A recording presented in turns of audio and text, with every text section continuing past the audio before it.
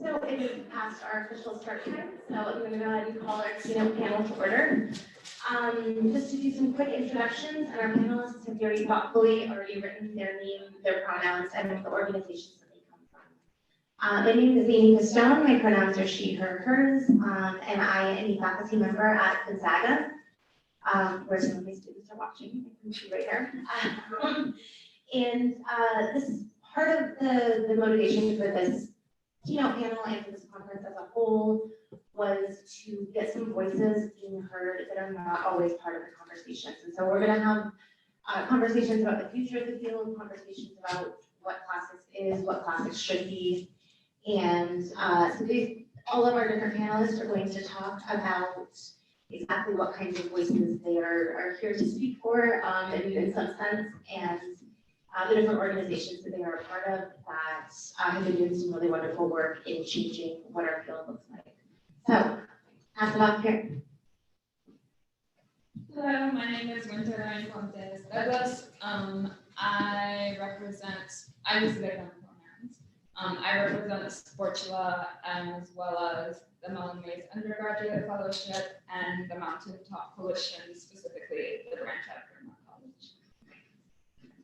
Hi everyone, good to see you. I'm Stephanie Wong and I represent the AAACC, which is the Asian and Asian American Classical Conference. I'm Alicia. I represent Crib Antiquity and I'm also part of Hestia.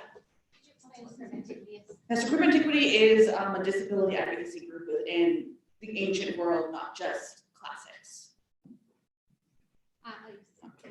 Hi, I'm Nikki. Nikki Nowbahar. My pronouns are she, her, hers, and I represent the Sportula. I also do mentoring work with Mellon-Mays undergraduate fellows at CUNY Queens College.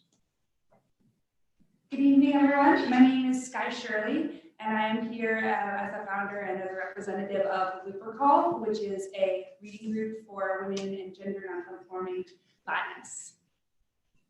Wonderful. And Wynter, I forgot to ask you to explain what Mountaintop is. Do you mind speaking very quickly about what Mountaintop is? So the Mountaintop Coalition is a coalition that was created in 2018 at the SDS, or it was debuted in the SDS conference, the famously racist one.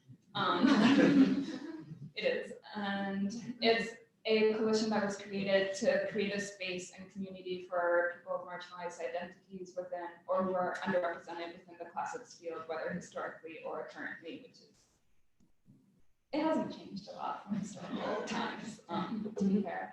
And yeah, and the branch at Bryn Mawr College also inhabits the departments of philosophy, art history, classics, archaeology, because the departments are so small there that if we didn't, there would only be one person. So, yeah. Excellent, thank you. And as our first bit of discussion, I'd like to ask each of our panelists to talk about what specifically caused these organizations to come into existence. Many of these are founding members of different organizations or people involved in the leadership of them. And these are all organizations that were started in some sense to meet a need where there was a real absence of a group to advocate for or give voice to or meet different needs in the field. And so I'd like to have Nicole and Wong talking a little bit about, as much as you feel comfortable, kind of what the needs were and how classicists have benefited from the work that's going on in each of these organizations. We don't have to go in order the whole time. Oh my gosh. So the AAACC was founded at the AISTS 2019, as Wynter has hopefully given us the term famously racist, although I would argue all of them are.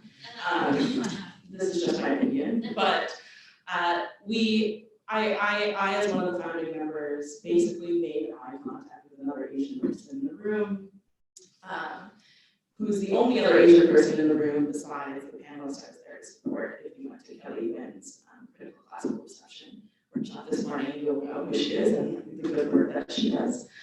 And so after several conversations, we realized that we all had parallel experiences, more or less, even though we were all fairly young folks who had just started in the classics, who didn't really have much of a history the discipline of classics.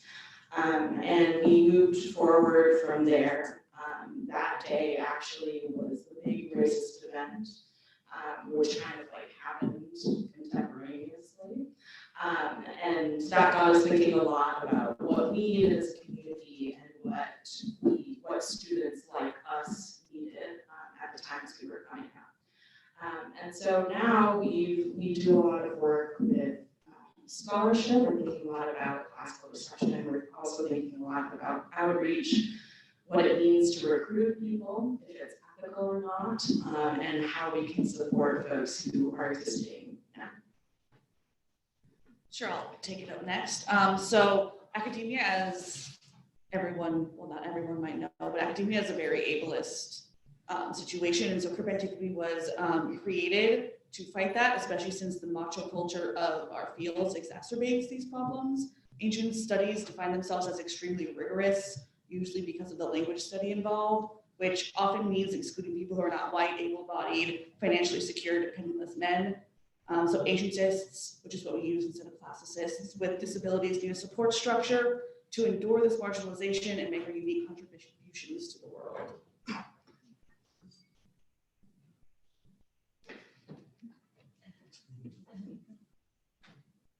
I can speak to the journey that led me to found Wynter Call. It really, for me, was that I had an amazing high school Latin teacher who was an old, white, straight man who really inspired me. And he also let me know that it was going to be an uphill battle to feel included in the classics, but that I wasn't alone in it. And then I went to Boston College as a freshman. I had already declared my major would be classics. And I just noticed during the first drop ad period, all of the girls slowly dropped the course. And so I stayed in the class for one semester, and then after a while, I was just like, it's not the kind of culture that I want to be part of. I felt like I was being asked to win at a game that I didn't even know I wanted to play. So I was an English major, which is a lovely choice. Shout out to English majors. But then when my love of Latin kind of continued to take root, and I graduated with my English major, and I really found that I wanted to be in the Latin classroom, I started looking for summer opportunities, and I started realizing that there was this real opportunity gap, that I was seen as someone who was going to have to be accommodated as a woman in these programs, very similar, honestly, to what so many other fields have been dealing with in terms of like, oh, well, you can come to our summer program, but you'll have to pay, and the men don't have to pay. You have to walk really far to use the restroom. I mean, really very, very old-fashioned stuff. So that really motivated me. I wanted to feel like I was doing something so that there weren't other women in my position, where I just felt like after a certain point with spoken Latin, I was no longer going to have teachers who were female. So I could continue to learn, but I was basically done learning from women after a certain level. And I think a lot of times the organizations who very proudly say that they have a fair balance of men and women don't have a fair balance of men and women at the top. And I think that goes for Italy as well as in the US and probably in other countries as well. So for me, what I just want is I want more women coming to the top, and that's what motivated this. I mean, it was even just reflecting, I think probably I shouldn't speak for all the panelists, but I think it would be a real sign of the success of these programs if in the next year's conference we have a keynote panel like this and it's all new faces. I really want to make sure that I don't stay in this kind of, in this position of feeling like I'm trying to support others, but there's only so much time in the day. I really want us to kind of like all be lifting each other up. And I think some of that means that we let go of the power and pass it onward. So that's what motivated me.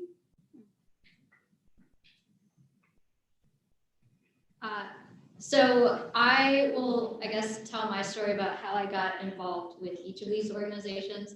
I want to say, though, that I'm not a founding member of the Sportsla. We have 2 founding members who, for various reasons, and it's not my story to tell, are no longer in the field.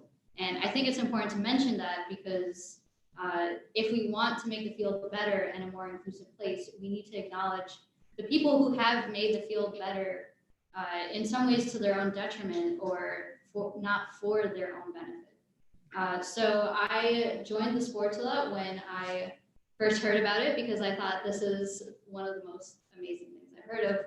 I have to be a part of it.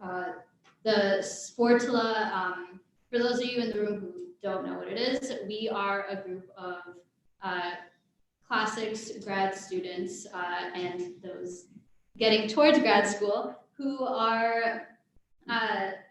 raise money in various ways through different initiatives. We have different people help us out. So we raise this money in order to provide micro grants to students. No questions asked money. And the founders decided to come up with this framework because based on their own experience, they realized the importance of having just a small pool of money, no questions asked, where students can just, for example, pay for childcare, pay for medication, the things that we don't acknowledge within the classroom that will help students stay in the classroom. So that's the mission of the Sports Law. And it all actually started with, I believe it was a tax return from one of our founders. So just that small bit of money ended up becoming this huge thing where we've now raised, I think, 60,000, something like that. It was created strictly to support students. And I wanted to get involved because my own background, I'm from basically Jamaica, Queens. Some of my peers were dropping out for a lot of these reasons. They couldn't get the small amount of monetary support that they needed. So I got involved with Mellon also last year because, again, the reason of supporting students outside of the classroom, I figured that mentoring them, giving them information on the hidden curriculum of grad school will help them get there. So I help them with grad school applications. I help them with scholarship applications. We have students who, not only classic students, but students across the humanities. We have students who've gotten into fully funded PhD programs. So it's a huge accomplishment to bring further or broaden access in academia. So that's kind of my mission, and that's how it aligns with each of the two initiatives that I'm a part of.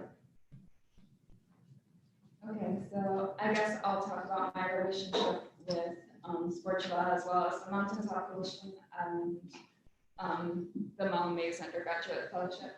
So I was an Mellon Mays Undergraduate Fellow, and the reason I applied was because in my department at that time, there was really no other Black and Latinx scholar, and there was definitely no diversity within the faculty, still isn't. And as someone who I've known I was disabled from a very young age, so I've always looked at how I was being taught and the ways in which I wish I was being taught instead. That was more equitable for my experience, and I knew off the bat, like, the statistics for Black disabled children and the discrimination that we face, and how, like, for example, Black boys with ADHD are more likely to be penalized as being like disruptive, or they'll be discriminated against more than being seen as like, oh, this is a symptom of ADHD, let's get them help and teach them how to learn with this learning disability. So I always had like that framework in mind growing up, and I always knew I wanted to become a teacher to create that space for those in my class who might also be disabled, but who also might come from marginalized identities. And middle school, I was in love with Greek mythology. High school, I heard about the Herculaneum papyri, immediately wanted to help translate them. So I went to college to become a classicist, went to Bryn Mawr, faced an enormous amount of discrimination based on race, my queerness a little bit, and a lot in terms of ableism. And so I heard about this fellowship, and it seemed perfect because the Mellon Fellowship is geared towards people of ethnic and racial marginalized identities to go into the professorial status and within the humanities. So it's not just classics, it's any humanities. And it's a fellowship that gives you independent research, an opportunity to have independent research fully funded for 2 years, a mentor, which I chose the wrong mentor, and have fun stories about that.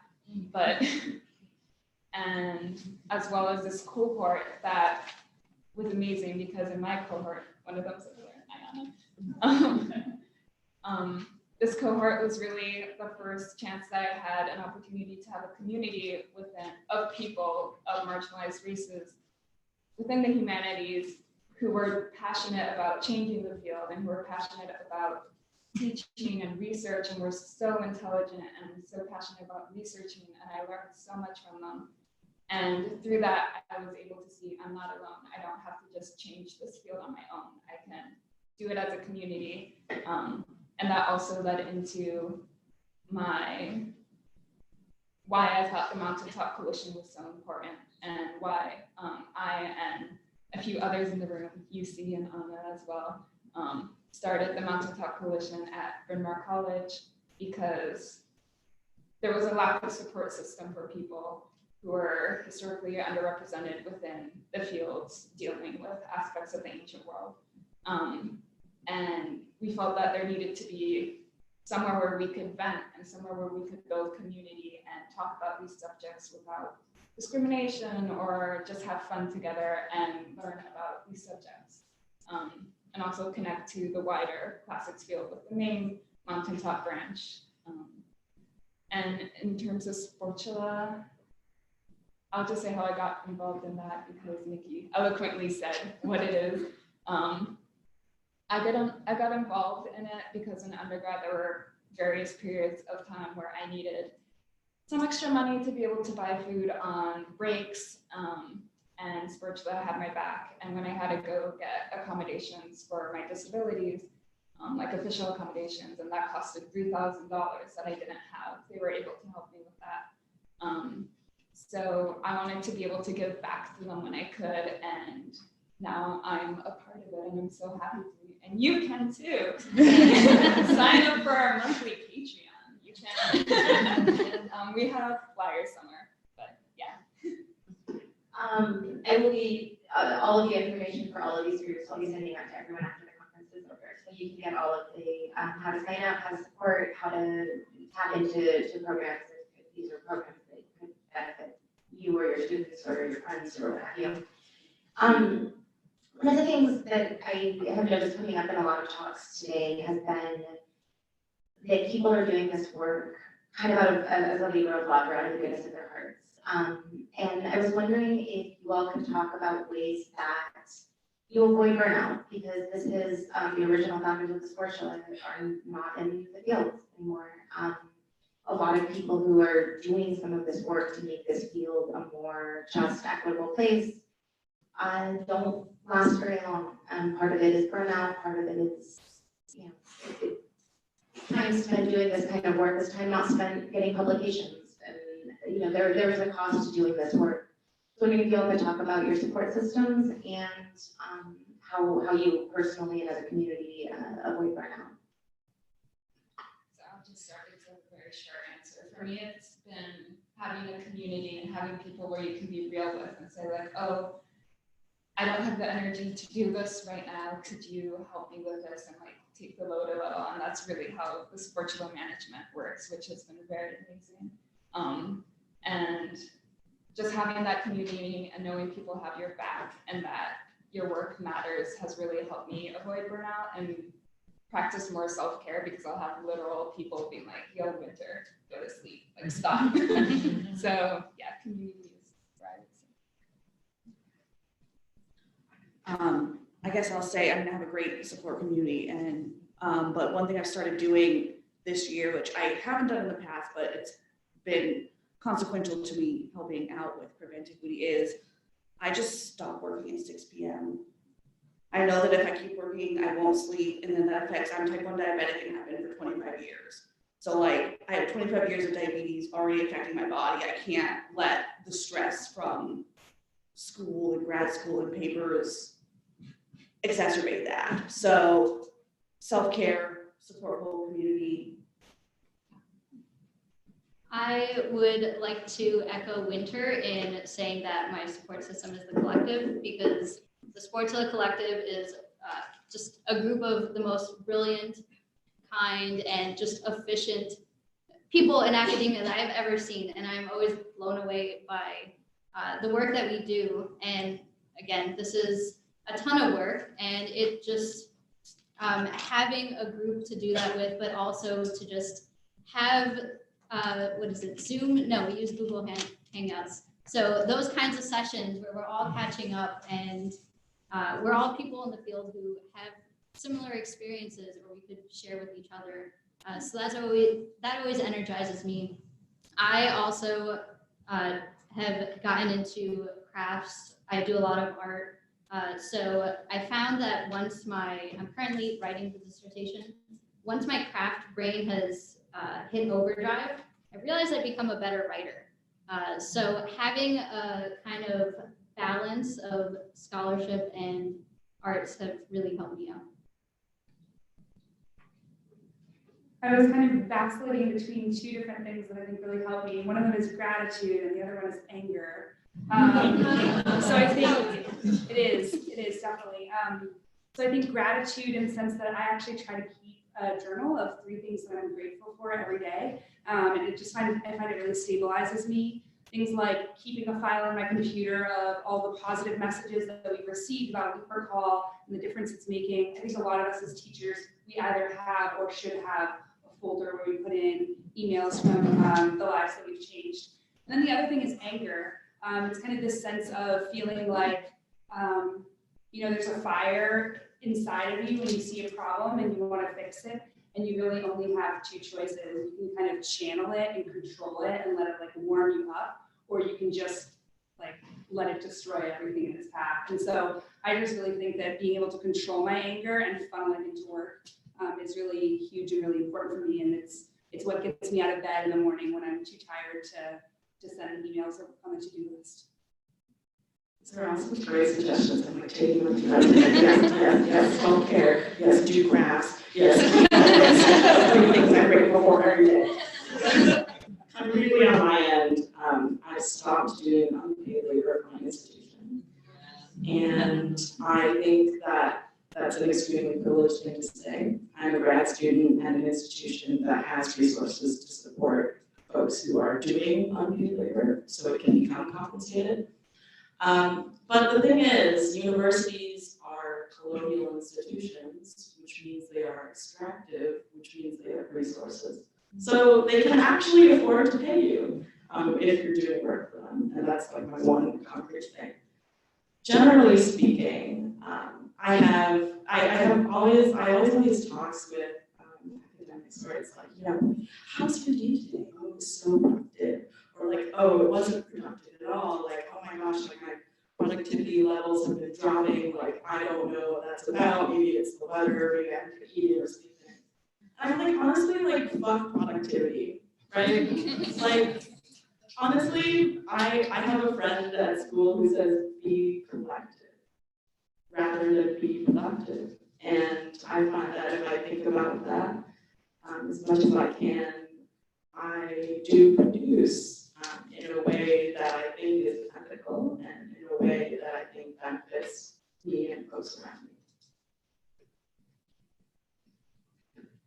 So I just have a couple more questions. I want to make sure we have time to open things up to all of you. But I do have a couple more questions. I'm going to forward the microphone here for a minute. I wanted to ask you all about, as evidenced by, and we don't have anyone officially representing Women's Classical Caucus or Lambda Caucus, but I know people are members of those organizations, so feminist and queer classicists.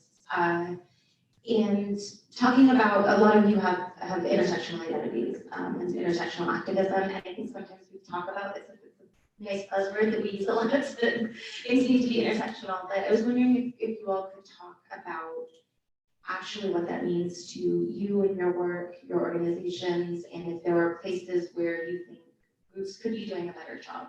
People could be talking more than they are to kind of pool resources, pool energy, pool anger.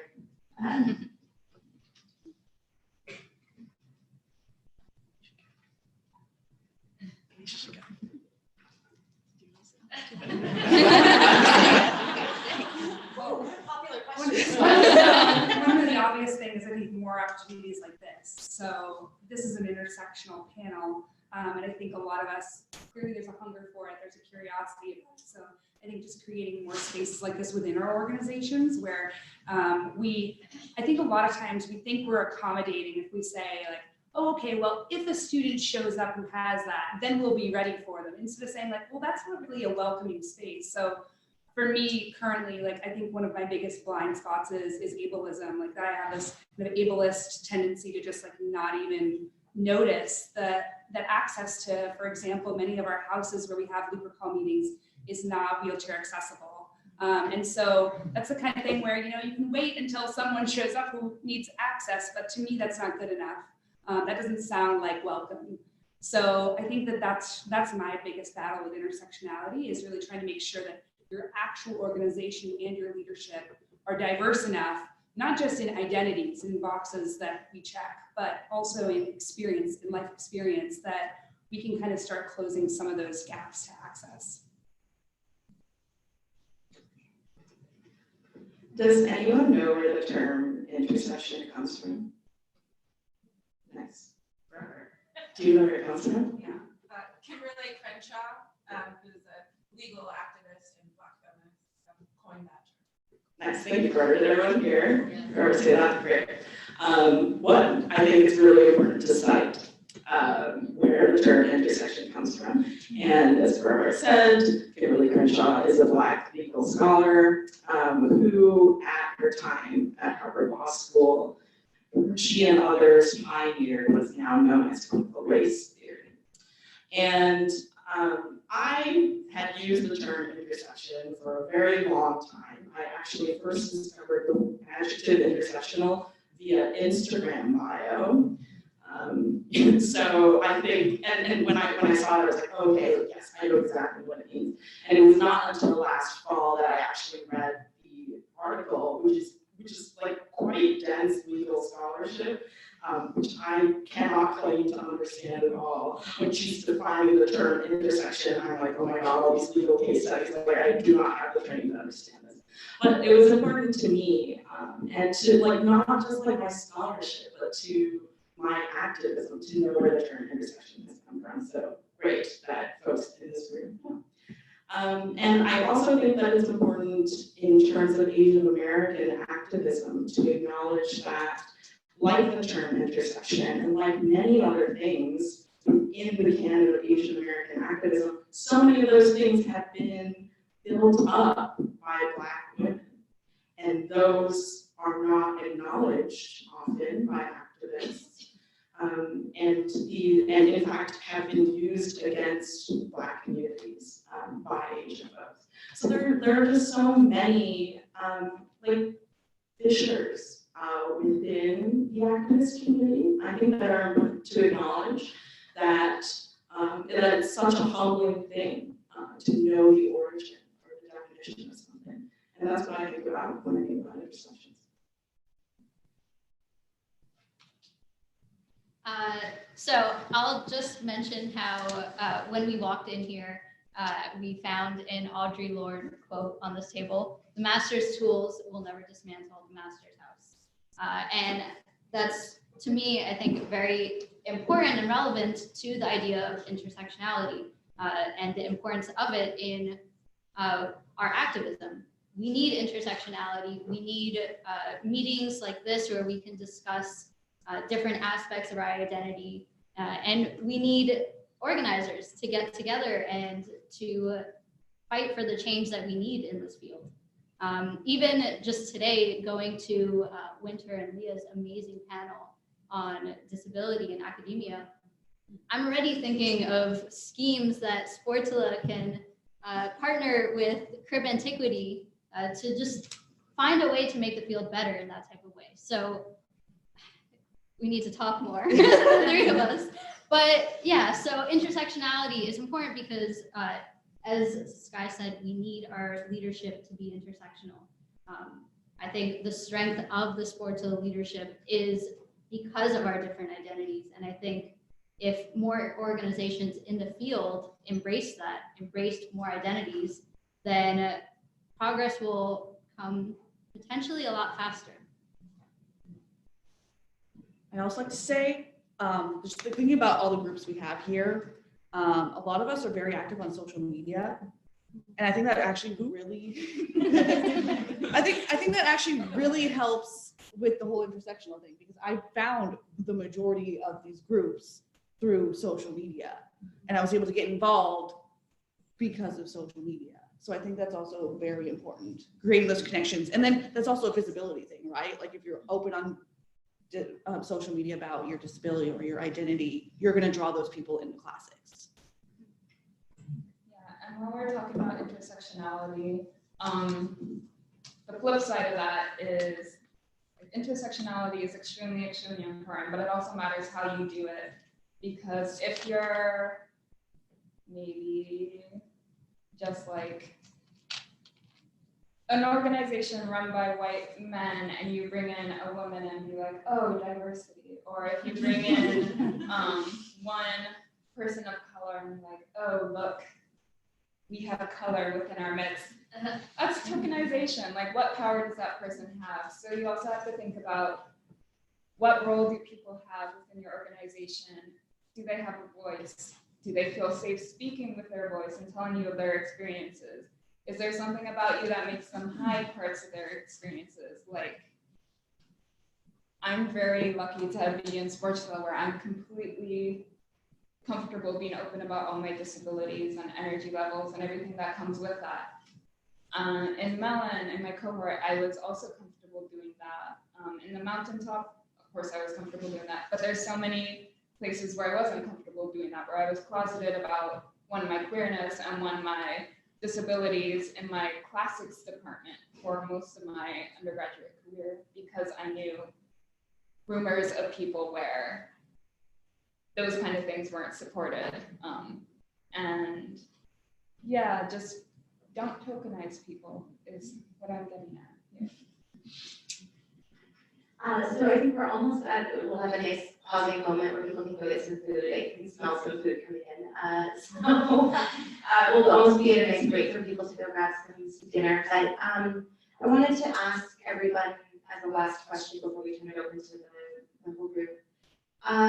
What would, a year from now, what would be a dream, if you had a wish list or a magic wand or whatnot, what would be something that you would love to see in the field, not necessarily your organization, but if resources were no limits, what would be something that it would feel like success, it would feel like progress, and that it would really make you think that's tangible improvement?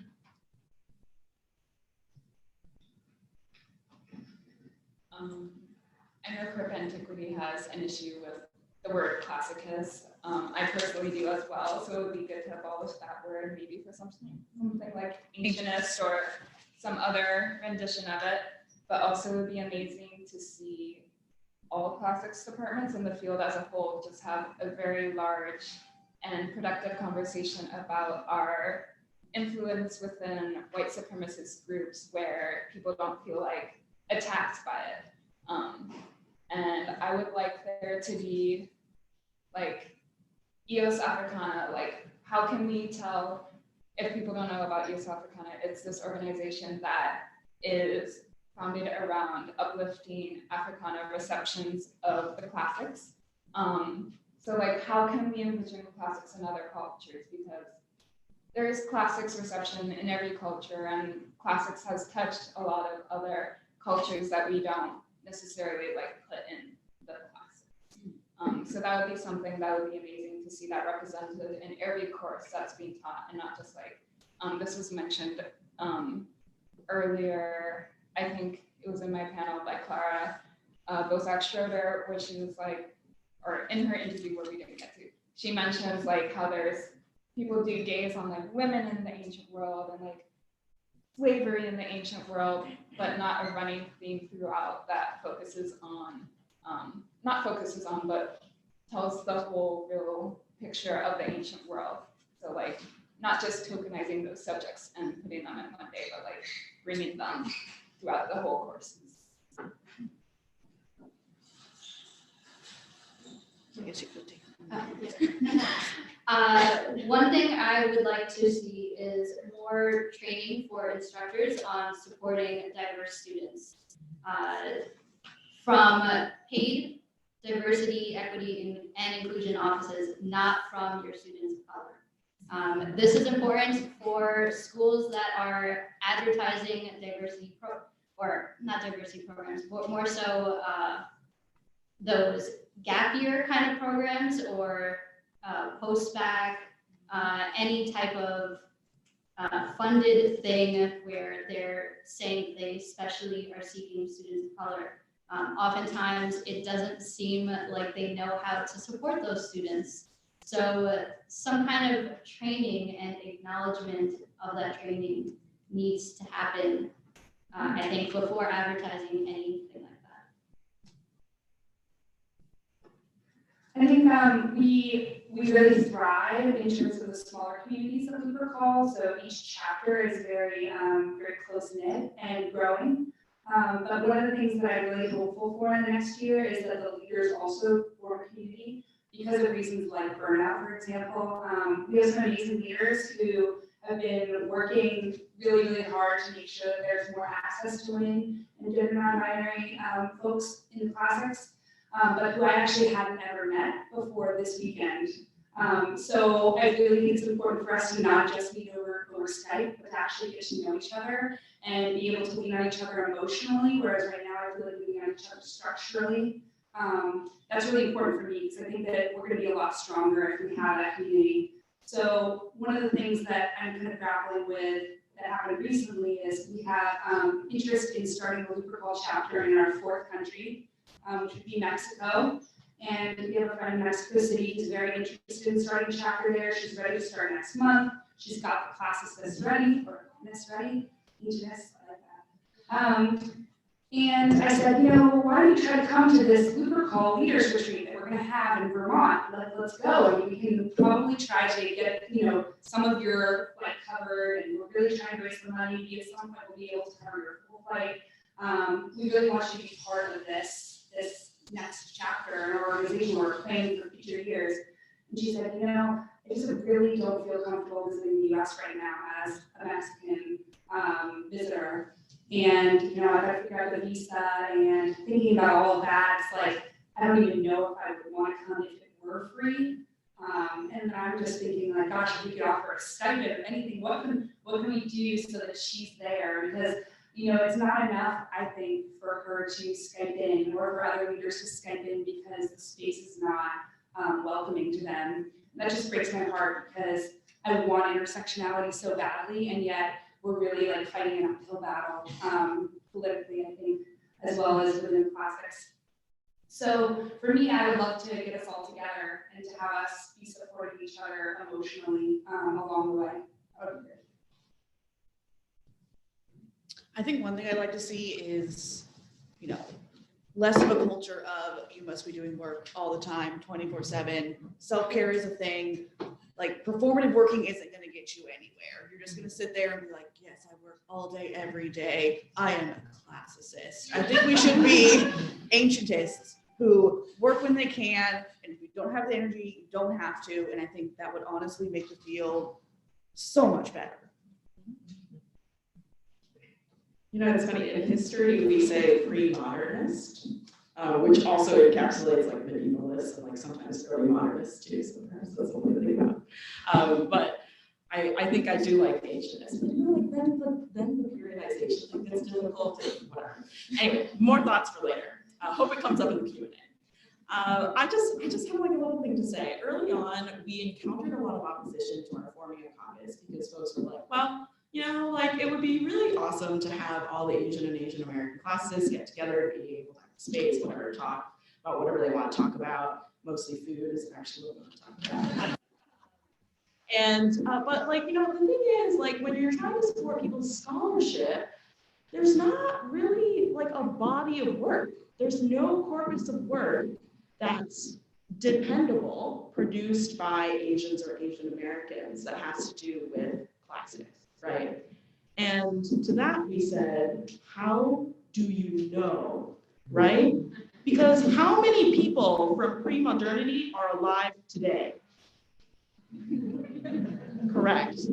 And how many people are alive today doing work that's related to Asia or Asian America or plastics? There are a lot more, right? And so I think just that simple realization would be enough for me, because I do think a lot can come of it. Okay, do people in the audience want to, and you look like you have a. Do people have questions, comments? I have a million more questions I could ask, but I want to make sure we have a chance for, Ms. Wintley, and then I will run back there with the microphone for folks in the back. Thank you all so much. I just actually have like a practical question about like, how did you guys like get these groups started, or like how did SCS recognize them or things like that to put the process?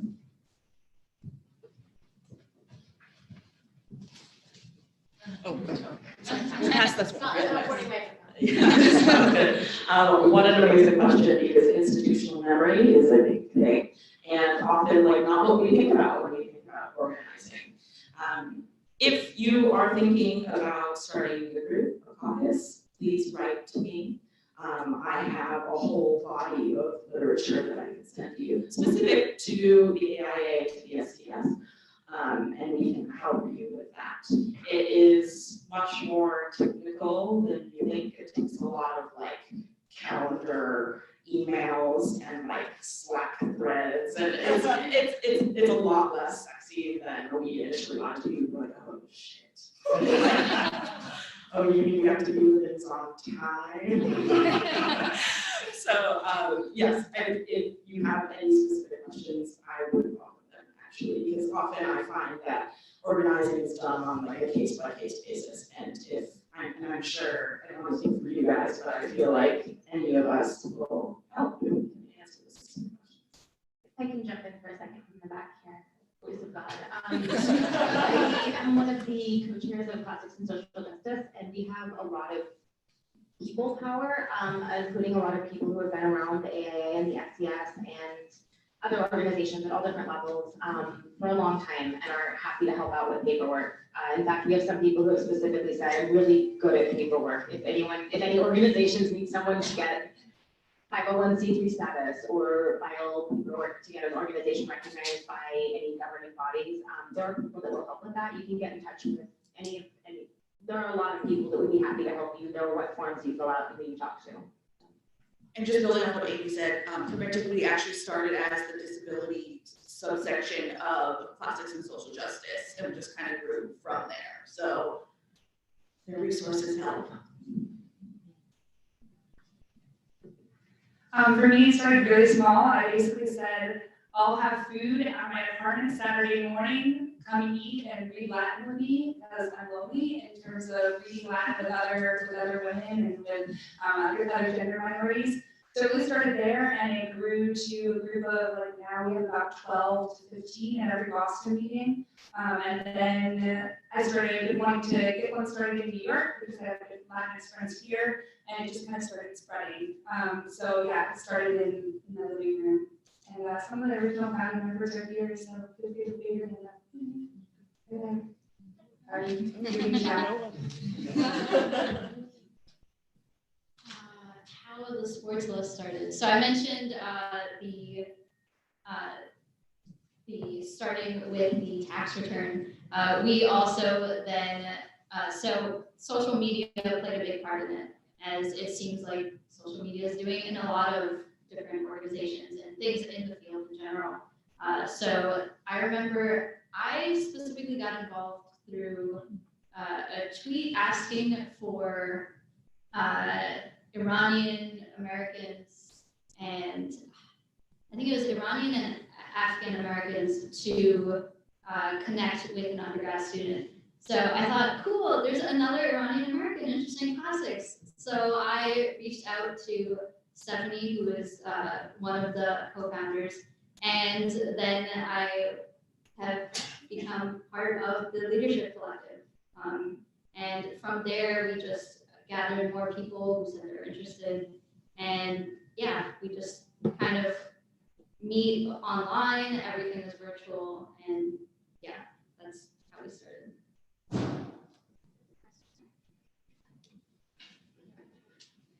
So thank you all very much. It's been an awesome day. This is a really cool capstone. So I heard different experiences and paths that brought the panel members into the field. And as a secondary school teacher, that's what I do, at a girls' school. That's just an aside, but it has particular bearing on the field.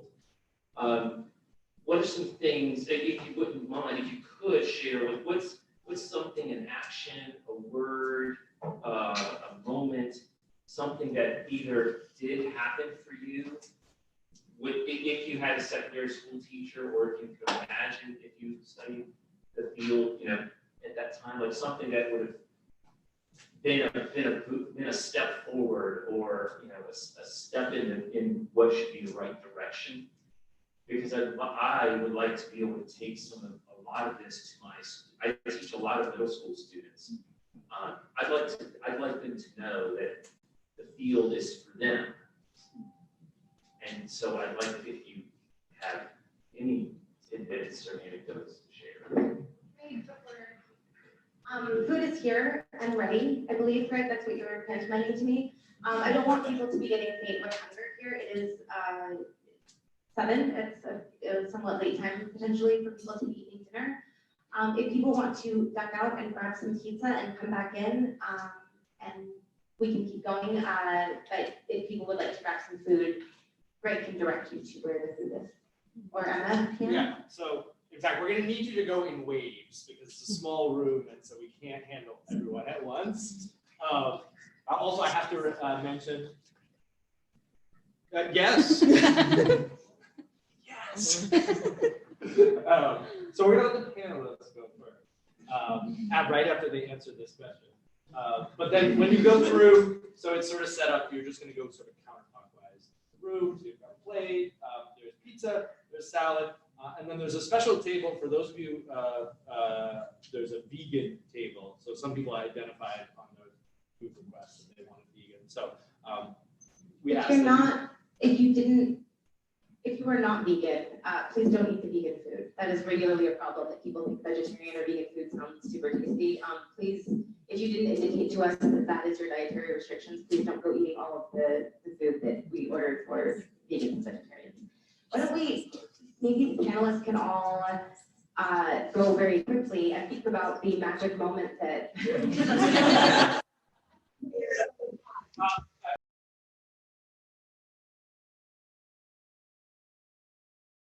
I'd like to start with your magic moment that changed everything.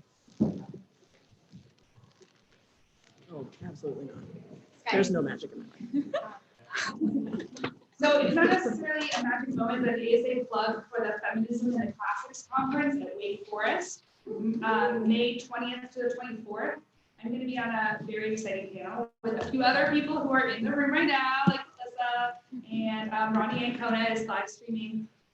So it's going to be on exactly that, on secondary education pedagogy, and specifically looking at it from a lens that could be more inclusive. So there will be plenty of strategies there. I think the first one that just popped into my mind is such a daily kind of practice. It's good teaching anyways, but it also has a benefit for female students. Is whenever we come to a picture in like the Cambridge book or whatever, I would always ask something along the lines of like, "Why Pistone? Oh, quote really sunt, quote femini sunt," and the answer was always non sunt femina. But I just feel like noticing that.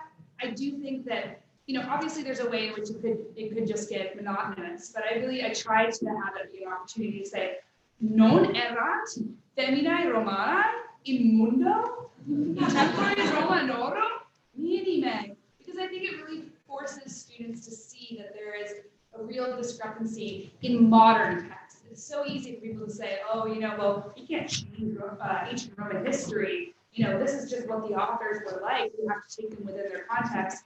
But I feel like textbooks that were published, continue to be published and released in classics classrooms. We need to hold them accountable. And if they're not going to hold themselves accountable, then I think we need to raise a generation to do it well.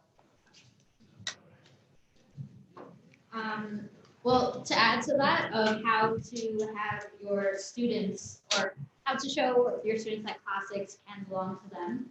I think a lot of times you can contextualize the work that you're using. Just like Skye is talking about the images themselves, contextualizing the textbook or contextualizing the ancient source itself. Who wrote it? What do they have in mind? What are their biases? That opens into a discussion of different identities. Also discussing reception work, I think, can broaden their perception of classicists. Well, not necessarily of classicists, just like who do the classics belong to? Everyone. Everyone's doing work in classics. You can show them a broad range of classicists, and you can show them art and different mediums that are using classics in innovative ways.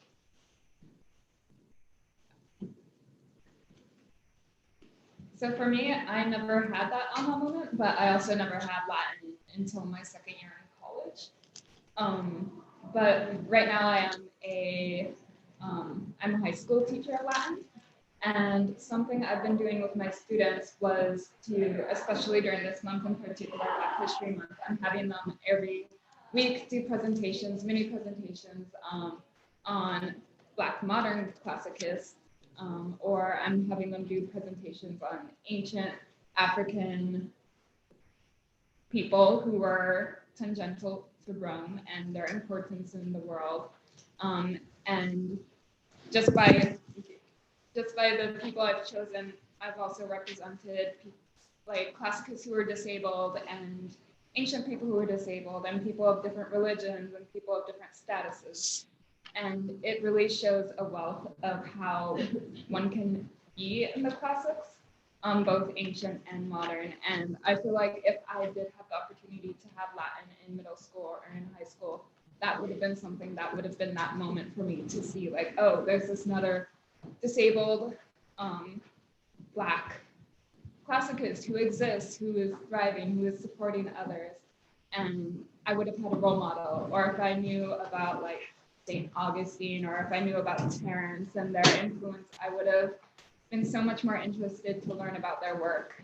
And I feel like for me, doing that within my pedagogy instead of just doing rote grammar and vocab like memorization has really made Latin come more alive for my students, and they can relate to it more. I'll say my aha moment is like very different than this. But it actually comes from the support of a secondary school teacher like you. My high school Latin teacher was a fantastic man. He is a fantastic man. And I was at AP Latin, and we were running behind, and Panic Alicia emailed him at midnight all of my translations for the rest of the year. And instead of just ignoring it and saying like, I'm busy with teaching my other classes, he sent me back comments. So just like, even just support your students like that. Like if they come to you and say, I want to do this, he knew I was going into a classics program, but like that just like solidified it for me, you know?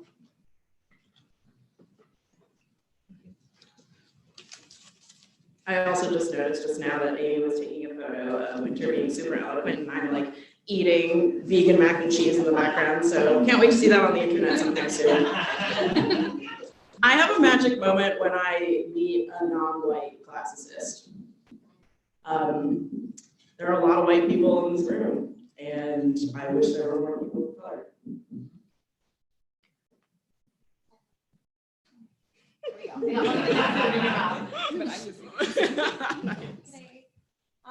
I also just want to let people know on the stream, we're now like looking for, if people have questions they want to, from wherever you are, we will be keeping an eye on.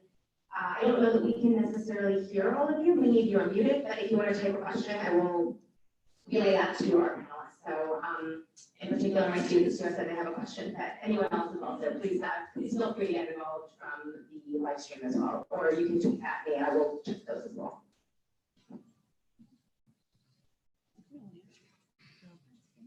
I think we all answered. Did everybody have a?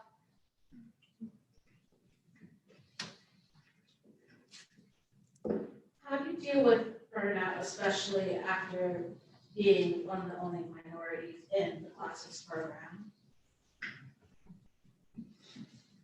For me, the answer is the same as why the Bryn Mawr Mountaintop Coalition had to go beyond classics. Find minorities in other fields that are similar and talk to them, tell them about your experiences. If you're from a PWI, a primarily white institution, it's probably similar, to be fair. And yeah, just get support.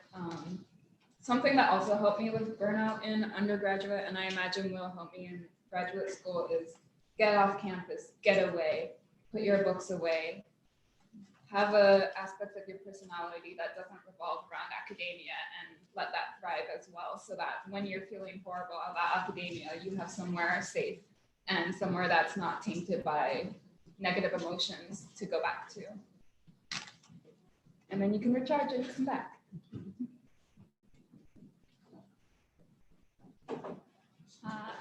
I would just suggest to make sure you're taking breaks. I feel like it can never be said enough. Take breaks, take care of your health, and we're always told about how important networking is in our field, but we need to network outside of our field too and find our community. It's not always going to be classicists or ancientists. So finding people of color in other fields, finding people you can truly open up to or just share experiences with is really important. I just wanted 2 comments that came in from the chat. One is a thank you to Sportula for funding Ronnie and Congress to make sure everybody knew that Sportula has helped our students. I think it has more visibility at the university level, but this is an organization that's open to secondary, all levels of students. So it is a really wonderful financial resource. And also, people wanted to know what your favorite part about studying classics is, or teaching classics, or some combination of the 2. I really like graffiti. It's also like tangential, like it's the best way I bring in non-white male identities in my classroom, and the students love it. You sit there and you give them a graffiti that says "Don't shit here," and they're like, "Roman said that?" And I'm like, "Yes, they did." Also, here's a graffiti written by a woman to her woman lover. So that's what I love, is the non-elite Latin.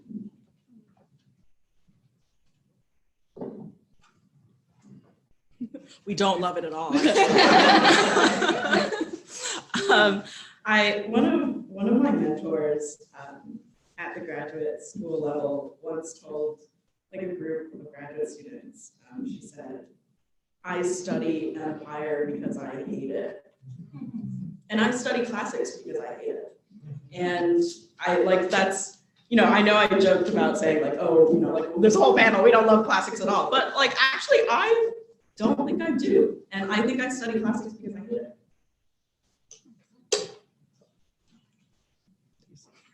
I just like papyri. I like libraries. It's great.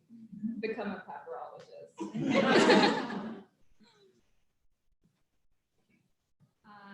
I would say my favorite part is mythology. It is just purely wacky and fun, and I think a lot of people can, in different ways, see themselves in it.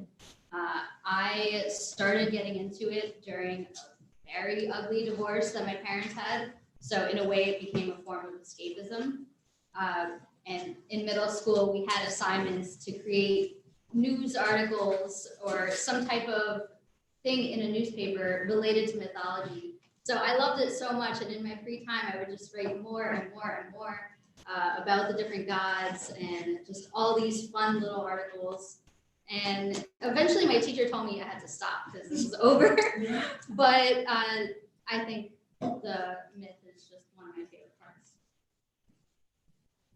I definitely agree with Nikki. For me, it started off with the Trojan War and just seeing that I could see myself in so many of the different characters depending on where I was that day. And then actually I really have a deep love of the Mater Lupa. I think for me, this idea of empire and all of its destructive forces, but also like these two little boys growing up, there's something to me that's really inspiring in that their mother figure, at least for a period of time, was someone who was considered like really too fierce to nurture. And I like the complexity of this idea of like a fierce nurturer. It's just something that I think I really identify with.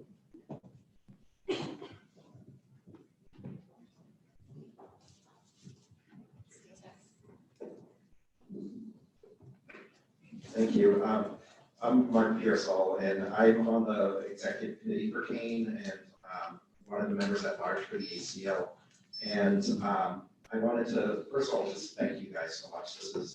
This whole conference is wonderful. And as somebody who grew up as a gay classicist in the 80s, I'm one of the older people here, to be in a conference like this is a dream come true. So I'm just really glad to see the advancements that have happened in the field, even though there's so much further that needs to go. But I look at this as a sign of the progress that's happening. It makes me really excited to see that you guys are the future and moving it forward in a positive way.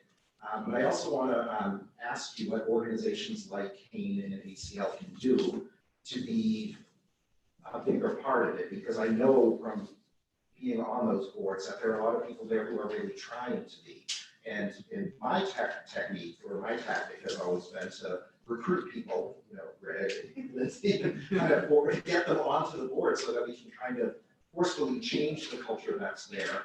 But we do have a hard time getting more and more people or finding connections to get to create those bridges between the different organizations. And what suggestions do you have to try to get younger people who are more diverse from what has been traditionally the controllers of these organizations on there, because they're dwindling away. I'm not going to say that's a bad thing necessarily, but there is a future that needs to have you in it, and can there be something that we can do to help you, or you can do to be part of us?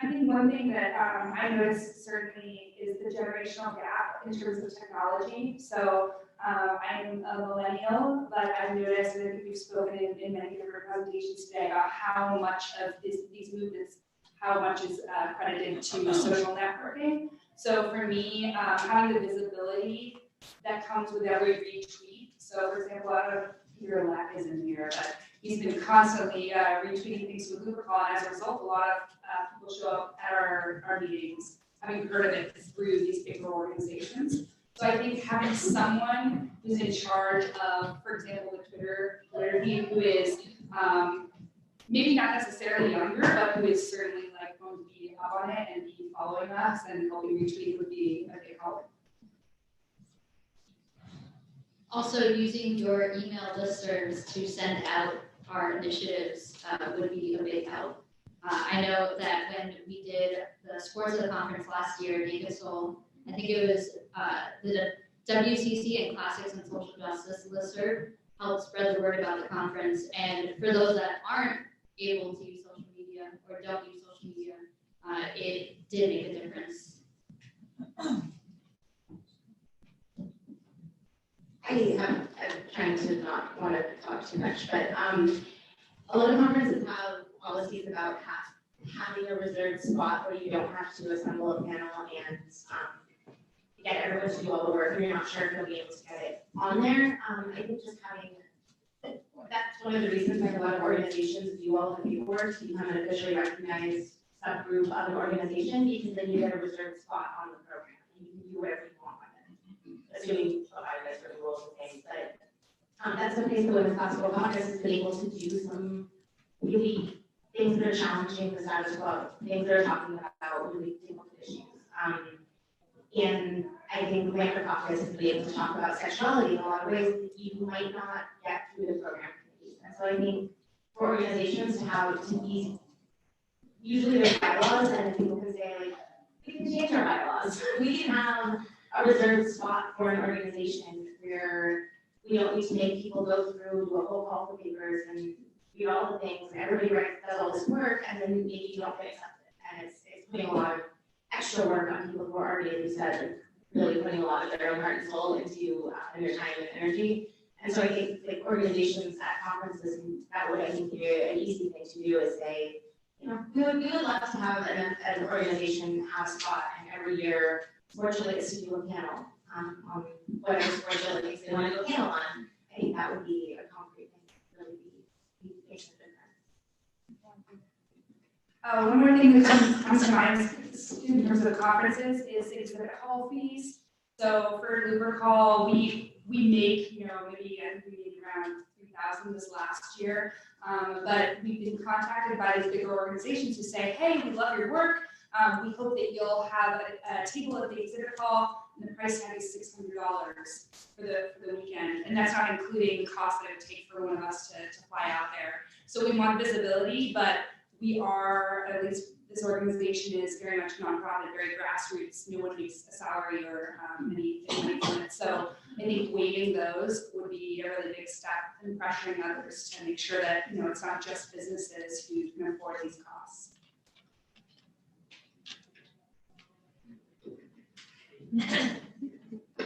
On that note, just bringing it further, like if you have any conferences, any of you in this room, all of you think about this, where you enforce memberships, like you have to have a membership to be able to present research, just know that that is gatekeeping for a lot of brilliant undergraduate work, graduate work of people who might not have the financial means to have a subscription to a membership, and it's very prohibitive. I know I have a close friend who does amazing scholarship, who wants to be able to share that scholarship within a subfield of the classics, but is unable to because of a membership. So think about who you're keeping out with membership fees. Another thing is like what we're doing here with all the live streaming is really great. That's actually a great like accessibility point, because if you can't physically make it to a conference that is inaccessible to you financially or because of a physical disability, like that is perfect. That live stream there, you get the information out for free to the world. Yeah, and I will say to everyone who did pay registration fees, like that made it possible for our presenters to not have to pay out of pocket to come here. So this was entirely a pay what you can, and it worked, which is a testament to everyone who was donating online and also everyone who had the resources to contribute. Because eventually we were able to pay for, like, you can easily at the SDS get $1,000 for the privilege of going to share your research with the world. You are contributing something to the field, and it could cost at least $1,000 to do that.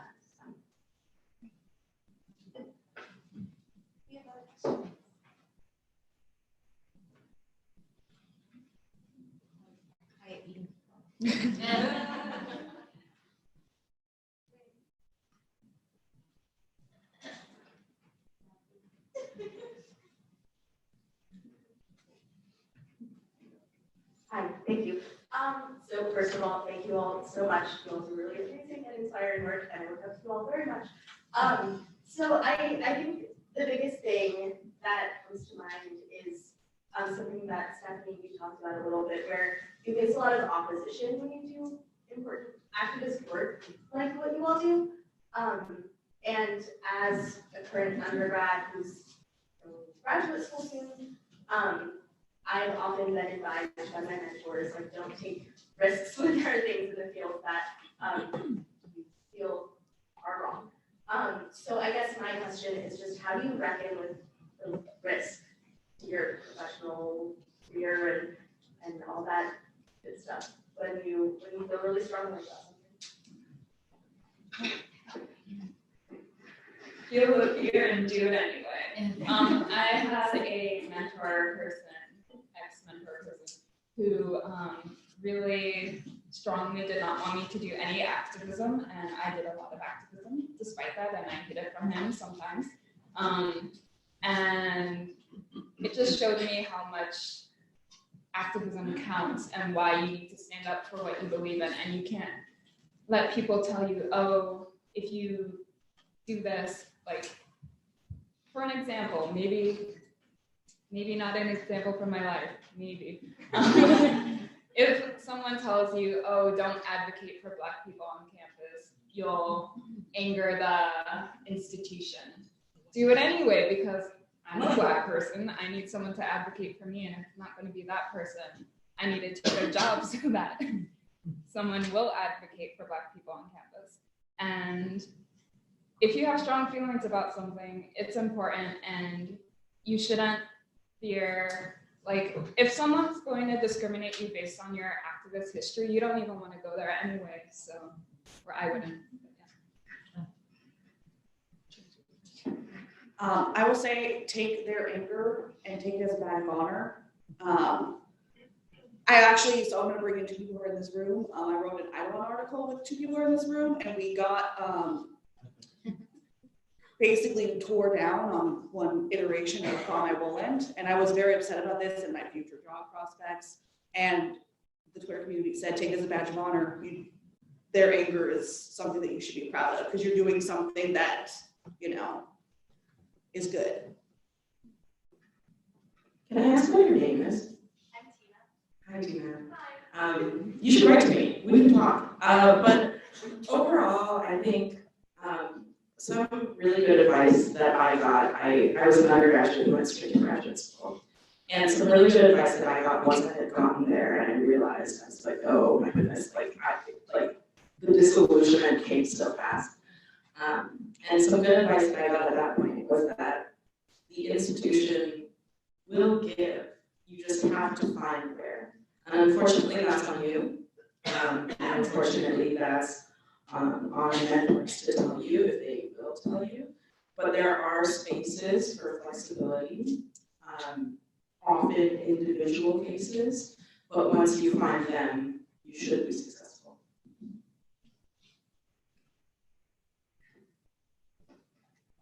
I think for me, I had to have a realization at one point that most of the times when I was being attacked on Twitter or by colleagues or at conferences, it was like they were going after me for speaking at all, not for what I said. The very fact of a woman speaking is very threatening to some people. And so that at least released me from the feeling of, oh, well, if this is recorded and some, they could use my words against me, or, oh, well, if I send this message and it's worded this way, then there could be this reaction. It really frees my mental baggage. Instead, I spend that energy, because obviously security does matter, on taking care of myself to make sure that I'm safe, and to make sure that I'm spending more time in organizations that are really fruitful spaces. So I really say that's the thing. I can't sleep at night feeling like I'm not saying the truth, and the acknowledgement that, like, even if I didn't say the truth, they still kind of have a reason in their minds to go after me, was a really big breakthrough for me. I think the other thing is, it's just good advice, pretty much in any field. I think my dad gave to me, he said, like, always be a little unpredictable. So, I tend to try to kind of like, put a lot of fire in my belly around one issue, and then they think that they've gone after me in that area, they'll like pop up in another area. So, I've always got these multiple projects, and I never throw my eggs in one basket, or, I never make it too easy to snuff me out, so that helps. And find people to work with. It makes all the difference in the world to have a team in order to help you get your activism just off the ground. There's always going to be someone telling you, shouldn't you be writing or shouldn't you be reading? There's time for both. There's always going to be time for both. So to echo Wynter, do it anyway.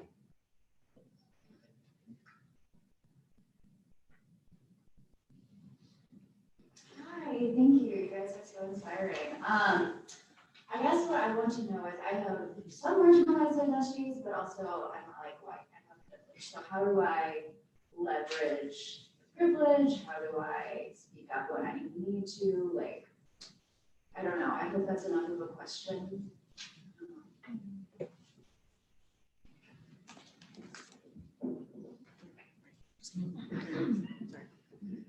Thank you for that question. Allies stand up in the moment. They don't send emails afterwards. They don't talk shit. They say what they mean in the moment. And sometimes it takes a while to develop allyship, and that's something that I'm learning.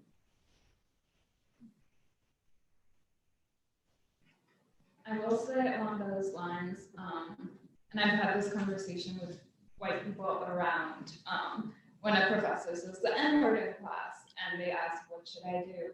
Tell the professor to stop saying that, make a fuss, don't leave it for Black people in the room or other marginalized, racially marginalized people in the room to have to stand up for themselves, because when they're already going through all of the trauma of having to have experienced that, and then could potentially be further discriminated against for speaking out. So if you have the privilege of being white, speak up and use that to protect those around you.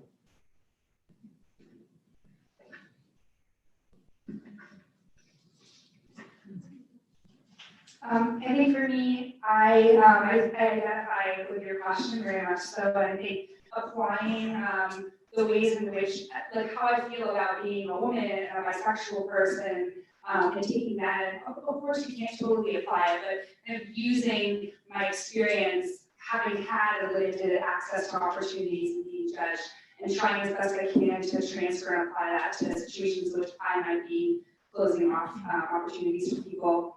And I also think passing is a really important aspect of understanding your potential as an ally, because I used to identify myself as half gay, half straight, 50-50, that's me. And what I found is that really was a way for me to kind of hide who I was when I felt scared. And so now I identify as 100% gay and 100% straight. And for some reason, that really has shifted my attitude and has made me come out in spaces like this where I normally would try to just kind of, float on by, being assumed as straight. But I think being actively visible as a minority is super important. Also, speaking up in different instances, anytime you see any ableism, racism, sexism, is important. But as an ally, you can also ask different groups, different people around you, not only how can I help, but can I help by doing this specific thing? Because if you're saying just, I guess, how can I help to different people, it puts the burden on them to make a space for you. Whereas if you're offering yourself for a space, then it is easier and less burdensome. I will also say, as someone who identifies with this question, one thing I've learned over time is learn when not to speak as well, learn when to give the marginalized voices their time, because their voices are who we are trying to uplift anyway.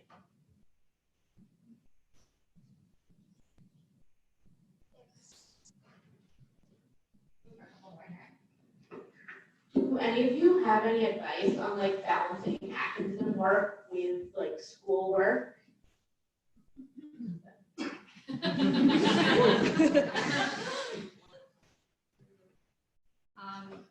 Keep track of what you're doing with your time. That's, I guess, my best piece of advice. I work in 25-minute chunks, and I always plan out what I'm doing in that chunk.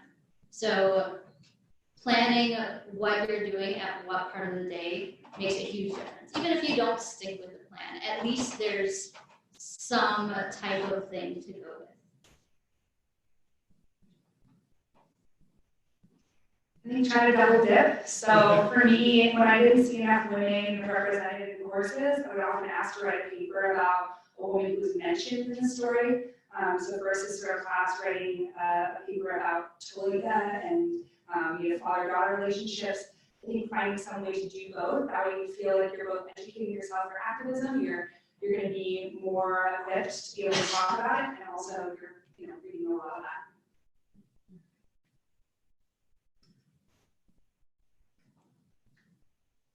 No one else said advice. Advice? Advice or question? Oh, word.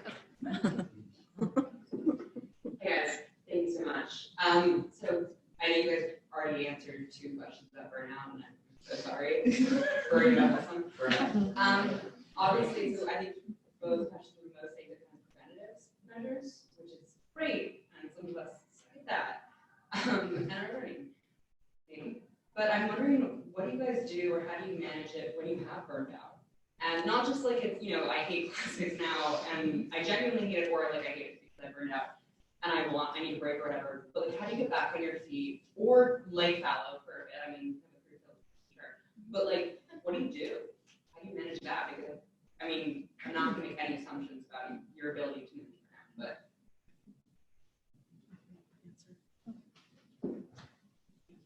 Perhaps your implicit assumption was that one of us or some of us had burned out, and it was correct. It was me, guys. I did burn out, and I think the first step is acknowledging it, and that it was like the worst time of my life. And I was lucky enough to have a therapist. I was lucky enough to have folks who believed me when I told them what happened. And I think,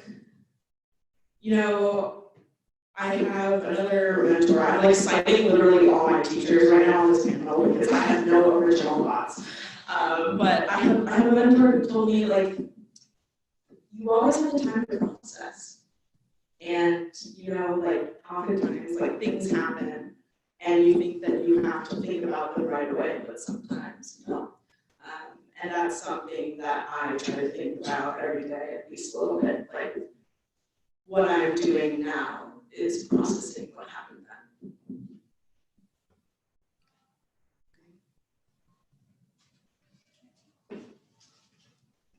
This is really specific, but there's a poem that I listened to when I was feeling really like I can't get out of bed, which I think probably more people in this room might have had that feeling than feel comfortable saying. But when I have really hit kind of rock bottom, I listened to a poem called Mental Health by Yersa Daily Ward, right up on the end. And in it, there's just this great line of just kind of acknowledging, deep down the well. And then she says, this line says, if you live on a farm, milk the damn cow, make the damn bed, do your time, serve your time. And then she talks about, how there's going to come a time in your life when all the patterns are going to start crystallizing and making sense. And so for me, it's the perfect amount of push you out of bed and tell you that you're going to see beauty again around you. It's just a matter of time. I do something slightly similar, but it's more like take an entire weekend and watch Lord of the Rings and just forget about classics for 12 hours straight. Just do something that isn't you're already burnt out. Just do something that you love, which for me is Lord of the Rings. And a lot of other things, but. I just would add that it's okay to, I lost a year of my life to depression that was not being treated. And it's okay to do that. I finished my dissertation, I'm fine. It feels like the end of the world. It was a rough year. But it's okay to do that. It doesn't mean that you're not, you can't be in this field, you can't succeed, you can't, it is okay to have a fallow time. If it's a whole year of your dissertation when you wrote nothing and couldn't get out of bed, that's an okay thing to do. So I think we don't talk about that as much as we should, but a lot of people have 6 months, a year, that it's just pause time. And, it's not catastrophic. It's not like you can't still be a classicist or be a professor or be a whatever.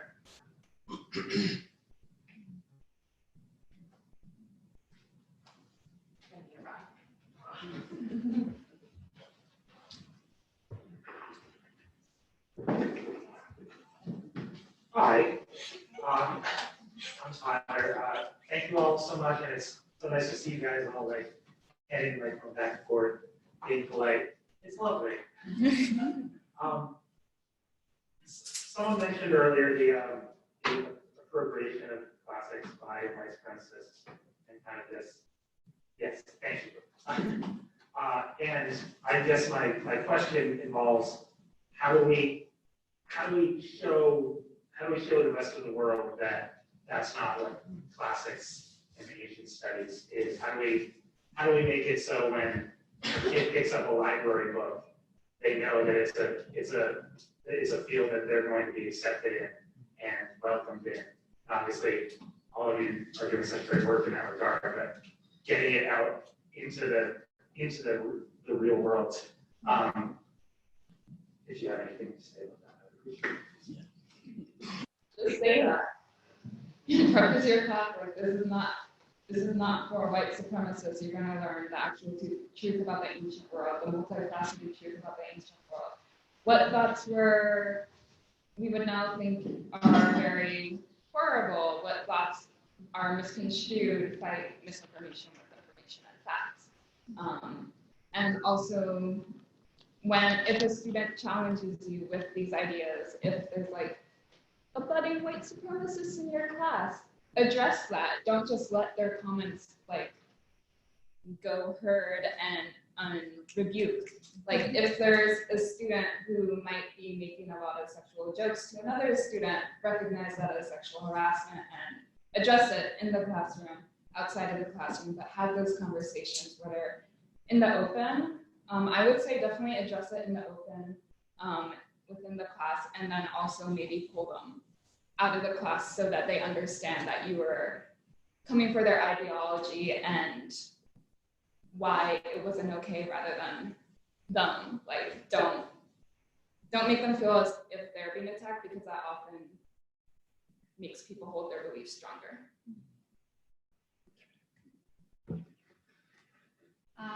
I just want to mention also, there are groups that are doing this work, and I think we need to push for their visibility way more. So, for example, I think of Faros, Curtis Dozier, Doing Justice for Classics. His website is amazing, does amazing work on this. So spreading the word for those kinds of things will help. And yeah, combating this information in classes, whether you're the student, whether you're the professor. Are you writing it? Yes, thank you. Super important. Not obviously how, obviously clear how that goes. Yes. So that's my suggestion. I just want to encourage the people of color in this room to ask some questions if you feel so inclined. I and I'm sure others on this panel would be happy to answer questions from people of color too.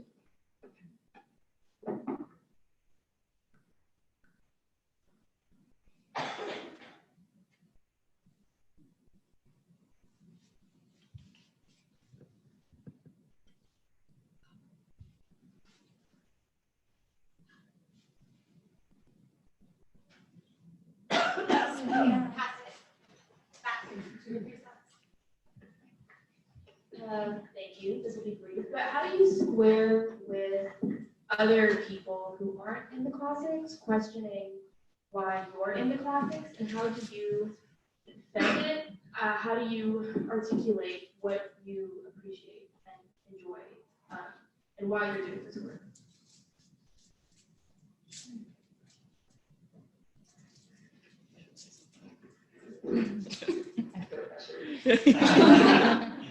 I actually have a very wonderful close friend who had the experience on her campus where a lot of the students who were outside of the major thought of classics as purely being a white supremacist field and promoting white supremacist views and alt-right views. And she was actually had the experience of being called a race traitor because she's not white. And when we were talking about this, she told me that it was really hurtful, of course, for people of her own community and people of color to call her a race traitor for being in a field that she's very passionate about. And I don't really have a concrete answer, except that this is a very real question, and that does happen a lot. Like, we are asked these questions as non-white individuals within the classics field. I usually just say, like, I'm in it to change it, but that shouldn't have to be what every non-white person is in classics for. Like, we shouldn't have to have the onus of changing the field on us. But that's the answer I get. Is your name Karina? Serena, yes. I didn't know each other. Yeah, I think so. Okay, sorry, we're gonna catch up later. I recognize your face. I just make my internal conflict very public. And that is the way that I deal with it. Because I think that, I mean, there are some folks who really feel no conflict at all. And some people do. And it wasn't until much later in my graduate study, and just like in my study of classics generally, that I knew that people were conflicted about it. So I just say that I do have a problem with it. I have a problem with it with myself. So I have been struggling with that a lot. I was last year a visiting fellow of the American Academy of Rome, and I became close friends with a Black female artist. And she told me how white her room was, and I didn't really. She ended up turning the room into an art exhibit space. And the walls were so glaringly white. The people in the academy were often, were predominantly white. When you leave the building, all the statues are predominantly white. It is a very white space. And when I told her that I study this stuff, she actually said, well, why are you studying this stuff? How can you feel comfortable with within the space? And it's hard to give a real answer. It puts you in an awkward position. You shouldn't have to come up with something profound to satisfy anyone else. You have your own reason, and you could just speak your truth. For me, it was just a lot of happy accidents, or I'll say happy accidents, for the most part, that got me into the field. So I was honest about that, but I wasn't willing to give any sort of fake answer with to anyone. For me, I think what I always try to articulate when people ask me why I choose classics is that there's something about it being such an ancient language and us speaking it, at Starbucks or on the metro or whatever today, that is just really rich for me and really exciting. So for example, today, to hear about different possibilities for creating a language, like basically for changing the Latin language to include gender non-binary identities and pronouns, I just find that thrilling. For some strange reason, I'm really fixated on gendered speech in Roman comedy, especially. Again, thanks to Professor Latin from UMass Boston, who recommended the book Feminine Discourse in Roman Comedy by Rose Dutch. And in it, it really seems as if even things that we're using in spoken Latin communities, like amavo, meaning please, which is mostly used by women, versus quaizo, I seek, mostly used by men. These are questions that I ask myself every single day while speaking an ancient language.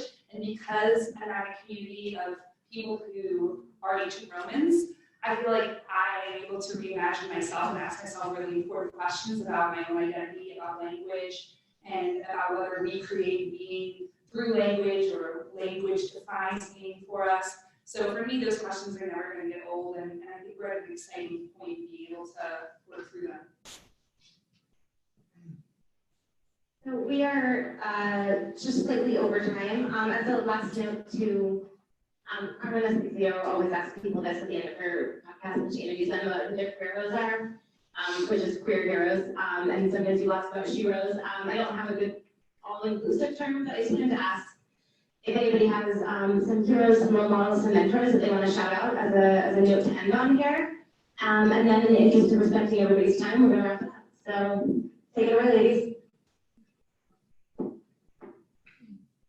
I would say Malala Yousafzai, who fights for women's education.